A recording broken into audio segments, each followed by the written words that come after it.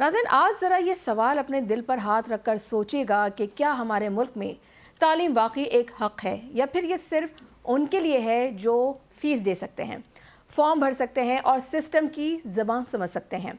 आज Sindh high court Sukkur bench ने एक ऐसा फ़ैसला दिया है जो अगर वालिदैन ने समझ लिया तो निजी स्कूलों के दरवाज़ों पर लगी शराइत खुद ब खुद उतर जाएंगी। अदालत ने वाज़ेह कर दिया है कि गरीब और मुतवस्सित तबके के बच्चों को मुफ्त तालीम देना कोई खैरात नहीं, कोई रियायत नहीं, ये आईनी जिम्मेदारी है। लेकिन नाज़रीन, अब यहाँ कहानी सिर्फ इतनी नहीं, अदालत ने यह भी देखा कि कानून के नाम पर क्या हो रहा था। क्या तालीमी इदारों को गैर ज़रूरी खौफ में मुब्तला किया जा रहा था? क्या एंटी करप्शन जैसे इदारों को उन कामों में झोंका जा रहा था जो उनके दायरे इख्तियार में ही नहीं आते? सिंध हाई कोर्ट ने दो टोक कहा, रिपोर्ट्स की तस्दीक एक चीज़ है और फौजदारी तफ्तीश एक बिल्कुल अलग मामला।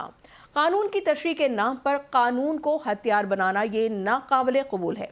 यही वजह है कि अदालत ने न सिर्फ बच्चों के हक़ के तालीम को महफूज बनाया बल्कि ये भी तय कर दिया कि निगरानी कौन करेगा और किस इदारे को किस हद तक इख्तियार हासिल होगा।